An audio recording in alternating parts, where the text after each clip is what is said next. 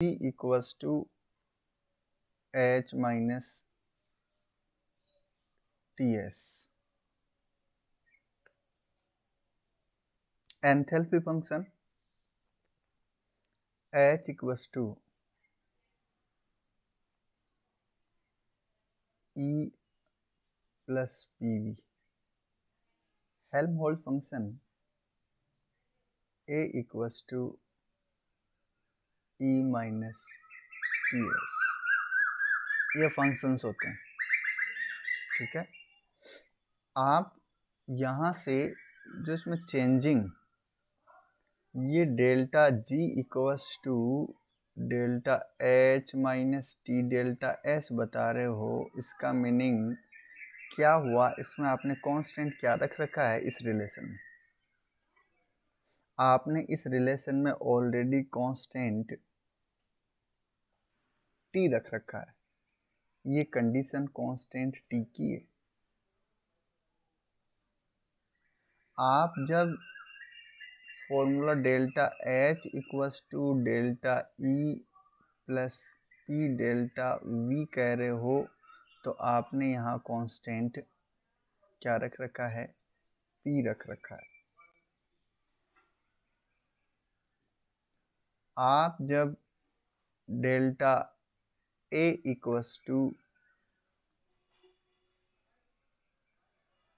Delta E minus T delta S कह रहे हो, तब इसमें कांस्टेंट टी रख रखा है।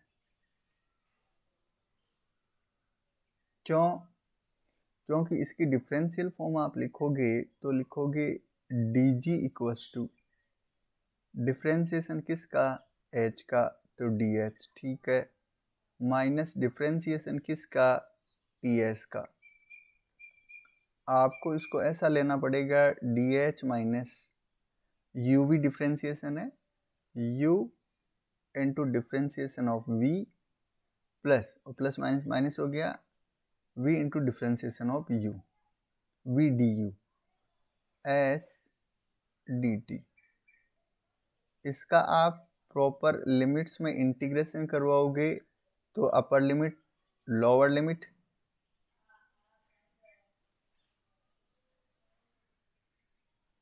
आप इसका इंटीग्रेशन करवाओगे अपर लिमिट, तो lower limit upper limit minus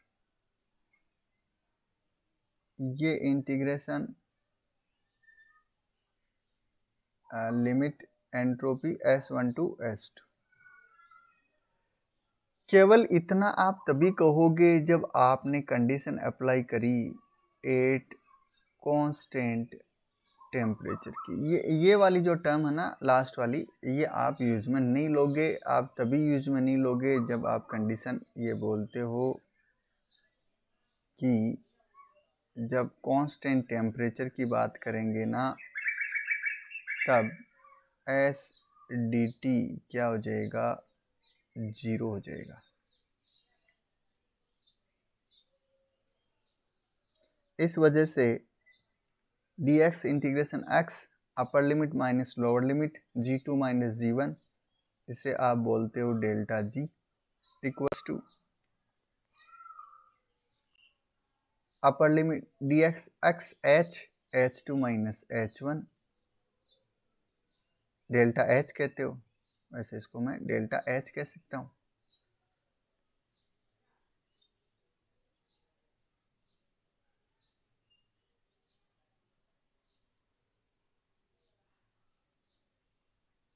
minus T delta S, यानी ये इक्वेशन यही तो है।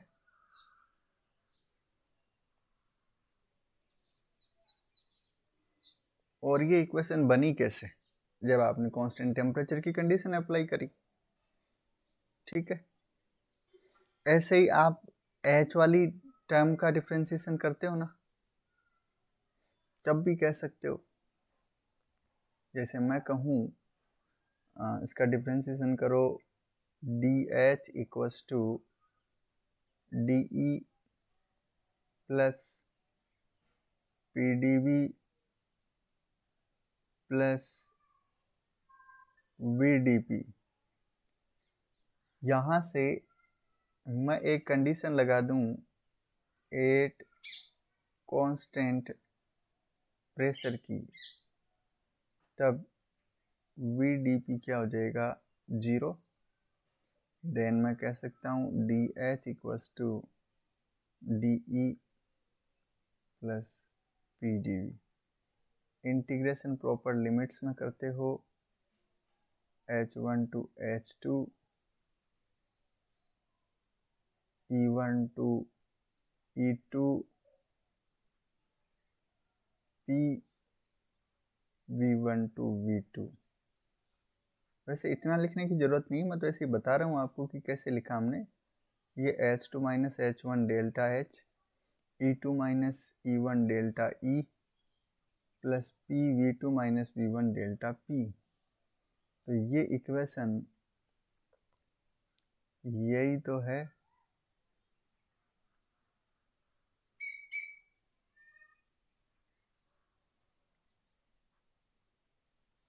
ये कब आई, जब आपने कांस्टेंट प्रेशर की कंडीशन अप्लाई करी इसमें, ठीक है ना।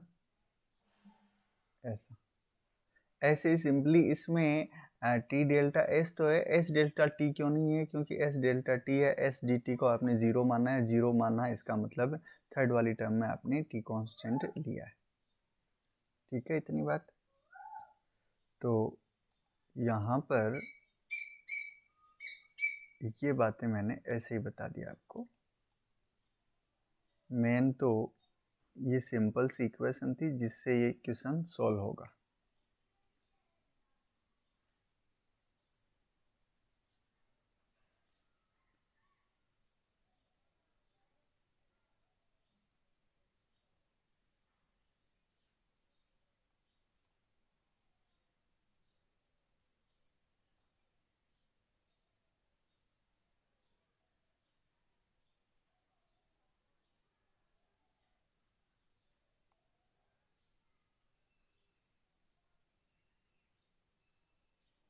अब देखो,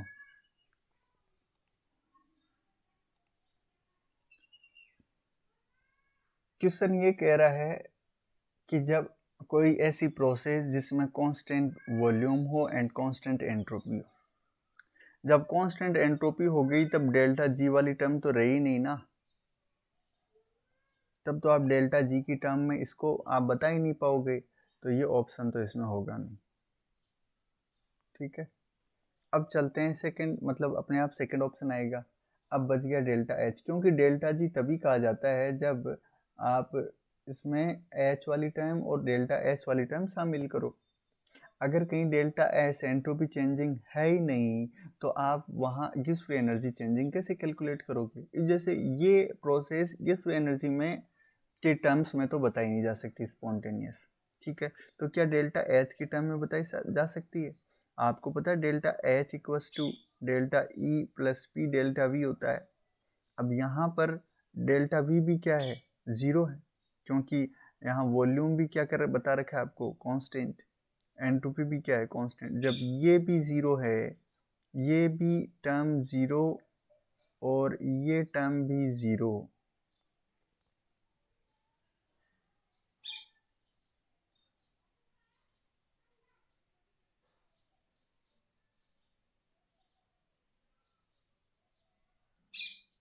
तो उस केस में फिर आपके पास ओनली टर्म क्या रह जाएगी, यानी ये भी नहीं रही, क्योंकि डेल्टा एस तो आप तभी कहते हो जब पी डेल्टा वी वाली टर्म भी हो।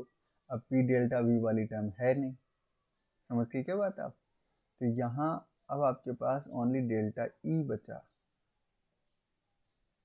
यहाँ सीधे सीधे डेल्टा ई की टर्म में आप स्पॉन्टेनिटी को बता सकते हैं, डेल्टा ए की टर्म में क्यों नहीं सर। लास्ट वाला ऑप्शन डेल्टा ए, देखो इससे आप डेल्टा ए बताओ, delta A equals to delta E minus T delta S, और कांस्टेंट टेम्परेचर पे कहानी कहते हो। अगले ने ये कह दिया कि यहाँ एंट्रोपी क्या है, कांस्टेंट है, तो ये टर्म क्या हो गई, ये टर्म भी यहाँ जीरो हुई कि नहीं हुई, तो फिर वो डेल्टा ए तो रहा ही नहीं ना।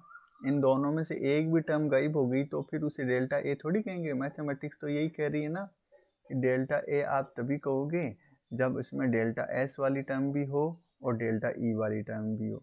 तो दोनों ही कंक्लूजन से हम ऐसा कह रहे हैं, इससे भी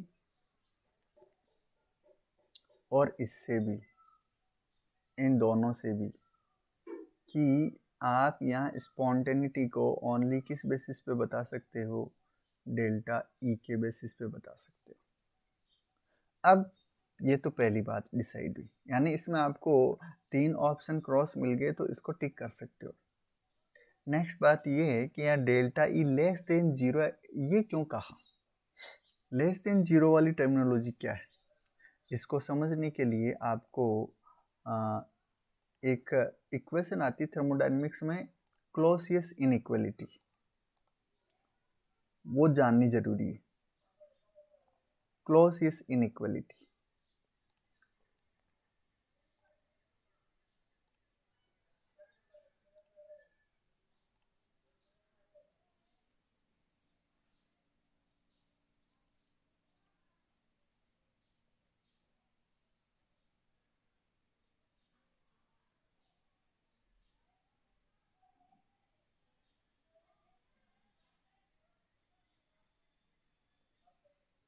इन इक्वलिटी मीनिंग क्या होता है? इन इक्वलिटी का मतलब है जो इक्वल नहीं। अब क्लॉसियस इनइक्वालिटी क्या है? क्लॉसियस इनइक्वालिटी समझना जरूरी है, यानी ये सारे सॉल्यूशन क्लॉसियस इनइक्वालिटी से हो जाएंगे। इस क्वेश्चन से रिलेटेड जितने भी ऑप्शन हैं उनको आप क्लेरिफाई इजी वे में कर दोगे। कैसे? क्लॉसियस इनइक्वालिटी ये कहती है, इसकी एक डेरिवेशन है, उसकी ओर बढ़ते हैं एक बार। जब इसका लास्ट इक्वेशन आएगा तो आपको वास्तव में पता चलेगा कि ये क्या कहना चाह रहा है।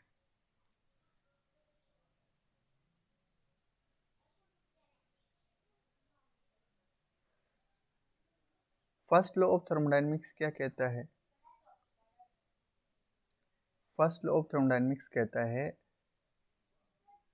D E equals to delta E equals to Q plus W होता है, D cross Q plus D cross W for any process.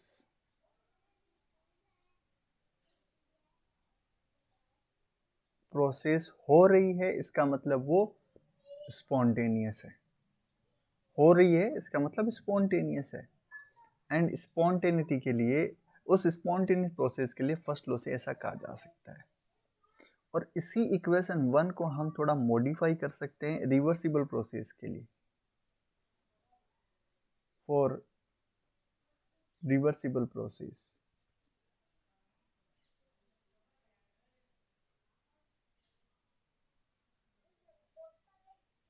क्या करेंगे? डी ई रहेगा, बट यहाँ की जो हीट है उसको हम किससे रिप्रेजेंट कर दें? क्यू रिवर्सिबल से,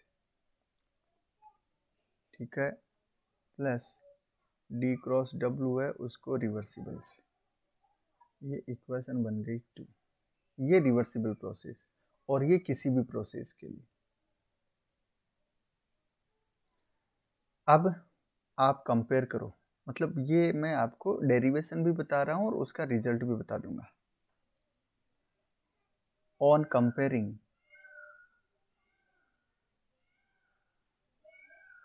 एक अच्छी बात है ये, on comparing equation 1 and 2, equation 1 and 2 को आप कंपेयर करोगे, आप क्या कहोगे?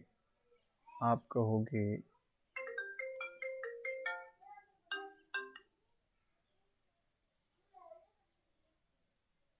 क्या कहना है आपका? आपका ये कहना है D cross Q reversible plus D cross W reversible equals to D cross Q plus D cross W. ध्यान रहे ये क्यू रिवर्सिबल और डब्ल्यू रिवर्सिबल उस रिवर्सिबल प्रोसेस की हीट एंड वर्क है, and D cross Q and D cross W normal spontaneous process की Q and W है। आप यहाँ से ऐसा कहना चाहते हो कि हम क्यू वाली टर्म को एक तरफ और डब्ल्यू वाली टर्म को एक तरफ रखें, D cross Q reversible minus D cross Q equals to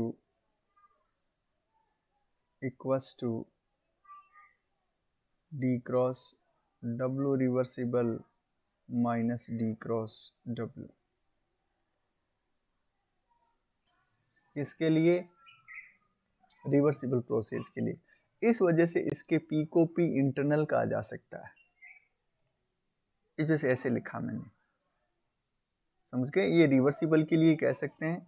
अगर इरिवर्सिबल है, अरे जैसे आपने कोई सिलेंडर ले रखा है, उस पर पिस्टन है, पिस्टन पे आपने बीकर रख दिया और बीकर में मिट्टी डाल दी, और अब उस बीकर में जो मिट्टी है उसको आप चुटकी भर हटाते जाते हो, तो पी एक्सटर्नल थोड़ा थोड़ा कम होता जाएगा और उस केस में एक्सपेंशन थोड़ा थोड़ा बढ़ेगा। इस प्रोसेस को आप रिवर्सिबल प्रोसेस मान सकते हो। रिवर्सिबल प्रोसेस आइडियल प्रोसेस होती है। खैर, यहाँ से हम T D S minus D cross Q equals to D V common ले लीजिए, P internal minus P external, ये डी वी। एंड हम ये कहते हैं कि यहाँ स्पॉन्टेनियस प्रोसेस के लिए क्या होना जरूरी है? स्पॉन्टेनियस प्रोसेस के लिए पी इंटरनल पी एक्सटर्नल से ज़्यादा होना जरूरी है। प्रोसेस कौन सी? एक्सपेंशन। अपने आप अगर एक्सपेंशन हो रहा है तो उसका पी इंटरनल पी एक्सटर्नल से ज़्यादा होना चाहिए। एंड दूसरी बात, डी वी ग्रेटर देन 0 होना चाहिए, वो भी धनात्मक होना चाहिए। ठीक है, तो इन दोनों ही कंक्लूजन से इक्वेशन आती है, वो ये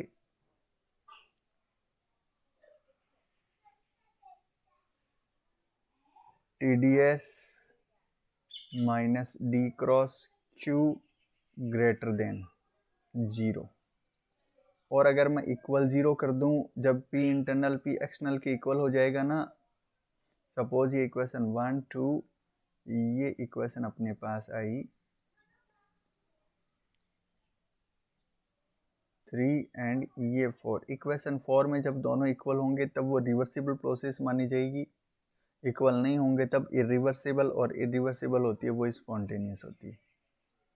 डीवी में भी बहुत कम चेंजिंग होगी तब वो रिवर्सिबल माना जाएगा, और फाइनाइट चेंजिंग हो रही है तब वो इरिवर्सिबल माना जाएगा। देखो यहाँ हम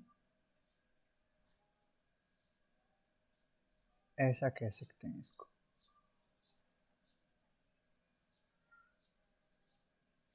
हम जो P external into D V बता रहे हैं इस इक्वेशन 3 में, ये क्या आ जाएगा? ये प्लस में आ जाएगा, minus minus plus,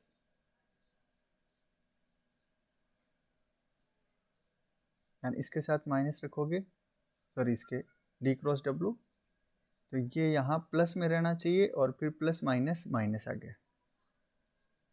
and P internal into D V minus के साथ रखोगे, ये माइनस माइनस प्लस आ गया। समझे क्या बात आप?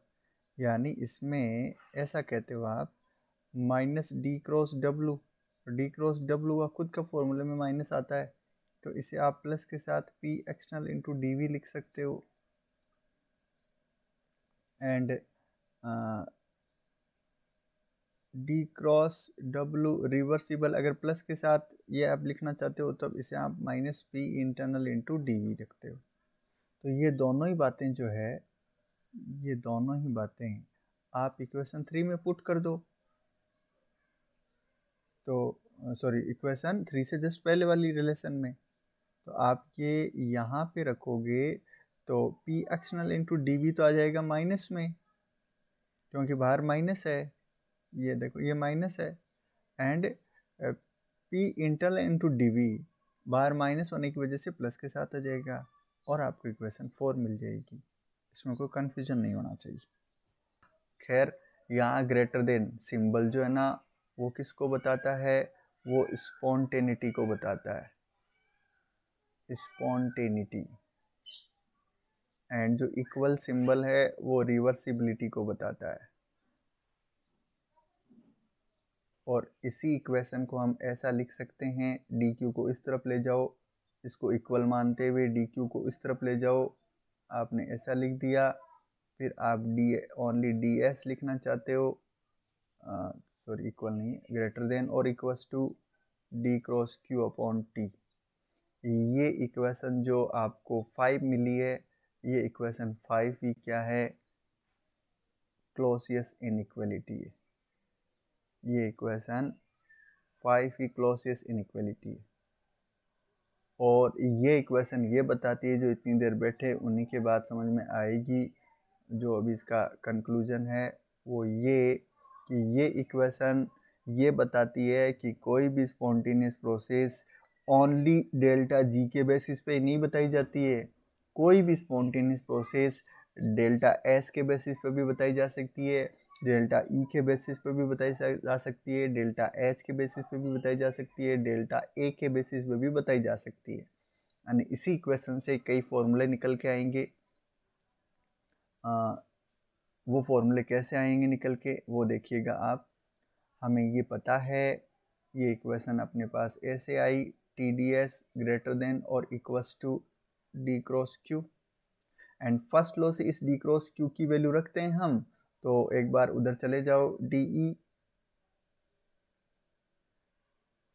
ई equals to D Q plus D W.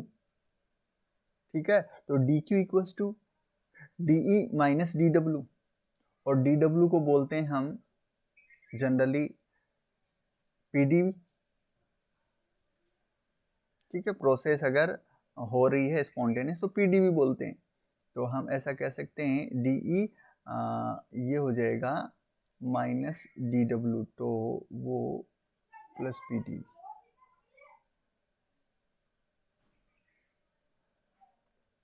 कोई भी वर्क का जो फॉर्मूला होता है ना, उसे आप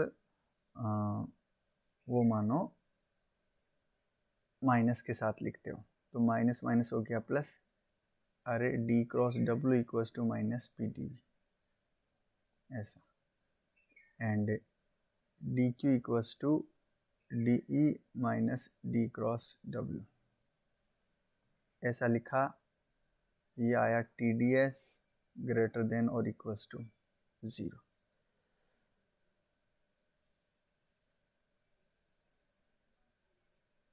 इतनी बात ठीक है। अब देखो, इसमें आप टी को इस तरफ ले जाओ, डी एस ग्रेटर देन और equals to D E plus P D V upon T, ऐसा कहते हो। एंड इस इक्वेशन में मैं अगर कांस्टेंट क्या रखूं, मैं कांस्टेंट ई रखूं, मैं कांस्टेंट पी वी रखूं, तब इस इक्वेशन को कह सकते हैं डी एस ग्रेटर देन और इक्वल्स टू 0। ये एंट्रोपी की टर्म्स में स्पॉन्टेनिटी का क्राइटेरिया है। एंट्रोपी की टर्म में स्पॉन्टेनिटी का क्राइटेरिया है, entropy in term, spontaneity in terms of entropy. ऐसे ही इसी इक्वेशन से, अब देखो एक बात ये ध्यान रखना, जब आप इस रिलेशन को लिखते हो ना, जब इस रिलेशन को आप लिखते हो तब ऐसा लिखते हो, डी एस आपने कांस्टेंट क्या क्या रखा, कांस्टेंट ई, कांस्टेंट वी ग्रेटर देन और इक्वल्स टू 0। ये इक्वल वाला सिंबल ओनली रिवर्सिबल के लिए और ग्रेटर देन का सिंबल स्पॉन्टेनियस प्रोसेस के लिए अप्लाई होता है।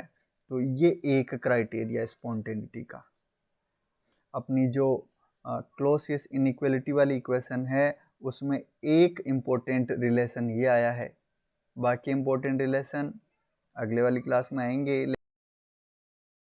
ये जो है क्लॉसियस इनइक्वालिटी, उससे रिलेटेड एक क्वेश्चन आया है। ठीक है, इसमें कौन सा ऑप्शन राइट होगा, इस बात का पता हम इससे लगाते हैं फॉर्मूले से। फॉर्मूले में डेल्टा एस 0 है, डेल्टा वी 0 है, तो ओनली आप डेल्टा ई के बेसिस पे ही स्पॉन्टेनिटी बताते हो, जैसे राइट ऑप्शन सी होगा इसमें। Delta E greater than zero होगा कि लेस देन जीरो, इस बात का पता क्लोजेस्ट इनइक्वालिटी से चलेगा। और क्लोजेस्ट इनइक्वालिटी का फॉर्मूला होता है इक्वेशन 5। इससे जस्ट पहले वाला जो रिलेशन है उससे कई और रिलेशन निकल के आते हैं, जिसमें से वन रिलेशन है डीएस। यानी आप स्पॉन्टेनिटी को डीएस के बेसिस पे केवल तभी बता सकते हो जब प्रोसेस के सीओ कांस्टेंट इंटरनल एनर्जी और कांस्टेंट वॉल्यूम पे हो रही हो। क्योंकि आपके क्वेश्चन में क्या है, आपके क्वेश्चन में कंडीशन जो दी हुई है वो है constant volume and constant entropy, condition ये दी हुई है। इसी क्लोजेस्ट इनइक्वालिटी से एक रिलेशन ऐसा भी आएगा जब हमें स्पॉन्टेनिटी बतानी है, जब आपके पास कांस्टेंट वॉल्यूम और कांस्टेंट एंट्रोपी हो, तब उस स्पॉन्टेनिटी का क्राइटेरिया क्या होगा और उसका साइन क्या होगा, नेगेटिव होगा कि पॉजिटिव होगा, इस बात का पता भी क्लोजेस्ट इनइक्वालिटी से ही चल सकता है। खैर, इससे आगे हम नेक्स्ट रिलेशन की ओर बढ़ते हैं।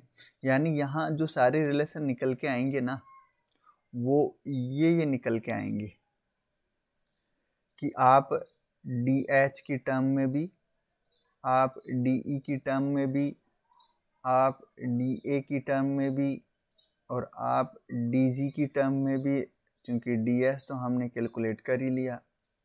DS की टर्म में स्पॉन्टेनिटी जो आप बताते हो वो कांस्टेंट E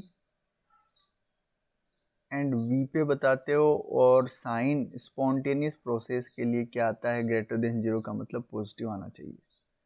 स्पॉन्टेनियस प्रोसेस में एंट्रोपी चेंजिंग पॉजिटिव होती है, और रिवर्सिबल प्रोसेस के लिए साइन इक्वल, ग्रेटर देन और इक्वल बोलते हैं इसको। बाकी रिलेशन भी आएंगे वो इस स्पॉन्टेनिटी के इक्वेशन से आएंगे, ठीक है। नेक्स्ट क्लास में देखेंगे।